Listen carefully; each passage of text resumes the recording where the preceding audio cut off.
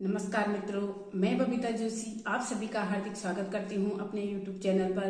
कृपया आप चैनल पर नए हो तो प्लीज चैनल को सब्सक्राइब जरूर कीजिएगा।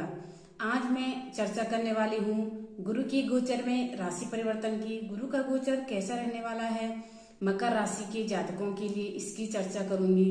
परमात्मा द्वारा नियुक्त किए गए देवगुरु बृहस्पति, जिनके पास सबसे ज्यादा कारक तत्व पाए जाते हैं देवगुरु बृहस्पति में, तो संतान के कारक देवगुरु बृहस्पति होते हैं, ज्ञान के कारक देवगुरु बृहस्पति होते हैं, धन के कारक देवगुरु बृहस्पति, भाग्य के कारक भी देवगुरु बृहस्पति माने जाते हैं। आप कितने उदार है, आप कितने ईमानदार है, कितने प्रैक्टिकल है, कितने मैच्योर्ड है, इस सभी का कारक देवगुरु बृहस्पति माने जाते हैं।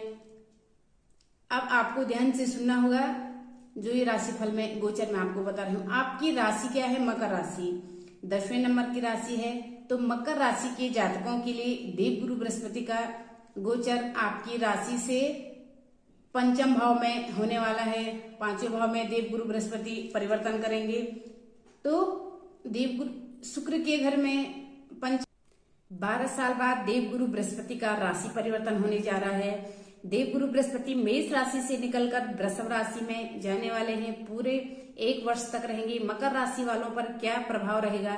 वैसे भी मकर राशि वालों को 7.5 का अंतिम चरण चल रहा है, या जो कष्ट मकर राशि वालों को चल रहा है हेल्थ का, करियर में जो संघर्ष मकर राशि वाले कर रहे हैं, जीवन मकर राशि वाले जो संघर्ष कर रहे हैं, क्या वो कम होगा देवगुरु बृहस्पति की राशि परिवर्तन से? तो डिटेल से चर्चा करेंगे देवगुरु बृहस्पति के गोचर में। मकर 1 मई 2024 को देवगुरु बृहस्पति का राशि परिवर्तन होने जा रहा है, यानी मेष राशि को छोड़कर वृषभ राशि में 14 मई 2025 तक देवगुरु बृहस्पति यहीं पर रहेंगे। यानी कि मकर राशि के जातकों के लिए देखा जाए तो आपकी राशि से ये गोचर पंचम स्थान में होने जा रहा है। पंचम स्थान संतान का होता है, प्रेम का होता है, विद्या का होता है। हालांकि बृहस्पति थोड़ा शुक्र की राशि में कमजोर हो जाते हैं और उसका प्रभाव आप पर क्या पड़ेगा? शास्त्र कहते हैं कि शास्त्रों में लिखा है कि पंचमे गोचरे जीवा सर्व कार्य तो सिद्धिदायक, यानी कि शास्त्र कहता है, स्पष्ट करता है कि केंद्र त्रिकोण में बृहस्पति हमेशा अच्छे फल देते हैं और हर कार्य को पूर्ण करने की ताकत रखता है। यानी कि ये गोचर मकर राशि के लिए किसी वरदान, कहते हैं ना कि किसी ब्रह्म अस्त्र से कम नहीं होगा। पंचम में देवगुरु बृहस्पति का आना, पंचम भाव में जैसे देवगुरु बृहस्पति बैठेंगे, एक तो विद्या में उन्नति होगी। जो स्टूडेंट है उनको विद्या के लिए बहुत अच्छा है, पढ़ाई में आपका मन लगेगा।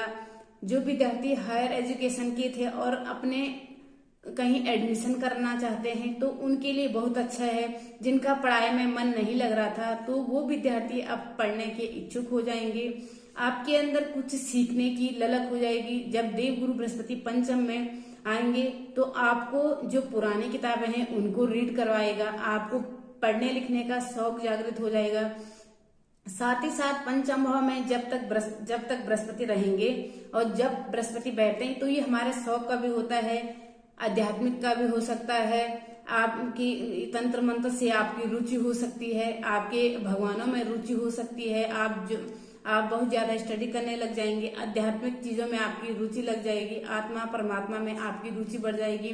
साथ ही साथ पंचम भाव संतान का भी होता है।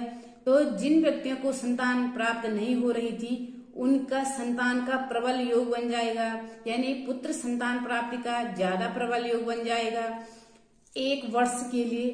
पंचम भाव प्रेम का भी होता है, तो लव रिलेशन के लिए भी ये वर्ष बहुत अच्छा है। जो अपने प्रेम को विवाह में परिणत करना चाहते हैं तो उनके लिए भी बहुत अच्छा है। आपके प्रेम में कहीं कोई प्रॉब्लम चल रही थी तो अब आपके प्रेम में मधुरता आएगी। जब बृहस्पति पंचम में बैठे हैं तो उसका जादू आपके प्रेमिक जीवन में भी पड़ सकता है। साथ ही साथ बृहस्पति जब भी पंचम में बैठते हैं तो कला संगीत के अंदर भी आपकी रुचि बढ़ सकती है। आप विद्यार्थी, आप जो कलाकार है उनके लिए भी पंचम भाव में बृहस्पति का बैठना बड़ा लाभ कराएगा। मान लेते हैं कि देवगुरु की दृष्टियां पड़ रही है आपके भाग्य भाव पे, यानी 9th हाउस पे, आपके 11th हाउस पे यानी 11वें भाव पे, और आपके लग्न पे, क्योंकि गुरु की दृष्टि बहुत कमाल की पड़ रही है। आपके पंचम दृष्टि आपके भाग्य पर पड़ रही है। तो गुरु भाग्य के कारक होते हैं और भाग्य स्थान को देखने का कारक ये है कि भाग्य में वृद्धि करने वाले हैं। पहले देवगुरु बृहस्पति आपके चतुर्थ भाव में थे और आपके अष्टम भाव को देख रहे थे, आपके 12वें भाव को देख रहे थे, तो ये आपको बहुत डिले कर रहे थे, भाग्य में अड़चन कर रहे थे, भाग्य का साथ नहीं मिल पा रहा था। तो 1 मई 2024 से पहले द्वितीय भाव में देखने का मतलब है कि थोड़ा आपको डाइजेशन की प्रॉब्लम, डायबिटीज की प्रॉब्लम, फैट की प्रॉब्लम, तो आपको ये समस्याएं हुई होगी, लेकिन अब आपकी ये समस्याएं समाप्त हो जाएगी। अब 1 मई 2024 के बाद देवगुरु बृहस्पति आपके भाग्य स्थान में आए हैं, तो उनके लिए अच्छा है। जिनके काम बहुत ज्यादा पेंडिंग थे, आपके काम में अड़चने आ रही थी, घबराहट थी, तो ये भी आपके भाग्य में सुधार आएगा।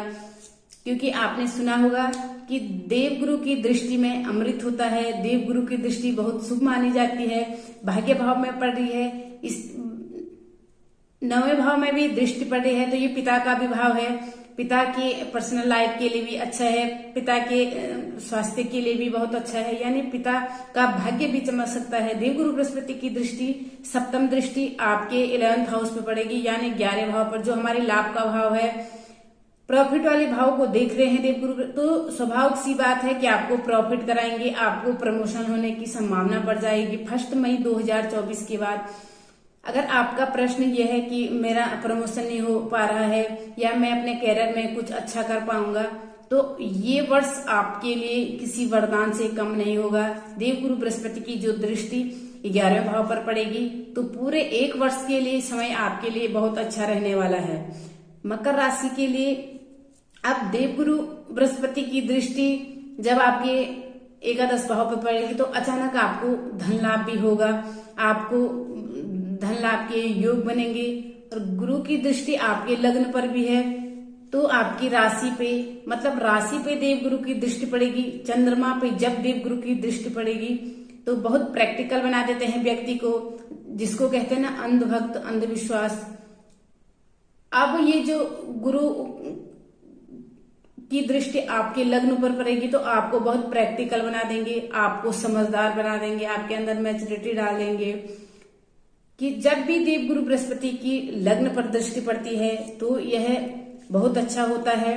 ये कहीं न कहीं आपको नेम फेम बढ़ सकता है, खुशहाली लेकर आता है। जैसे आप बहुत स्ट्रेस में हैं, तो आपको कोई प्रॉब्लम नहीं होगी।